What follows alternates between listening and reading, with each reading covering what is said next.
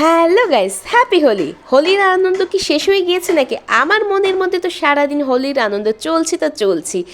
By the way, get ready with me. এখন হোলিতে আমি কীরকম সাজলাম সেটাই এখন তোমাদের দেখাবো।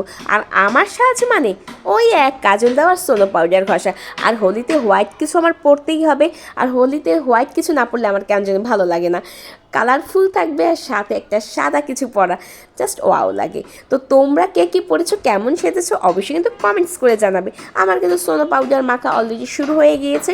আমার সাজগোজ ওই তো একই, সোনো পাউডার ঘষবো আর সাথে চোখ ভর্তি করে কাজল দেবো।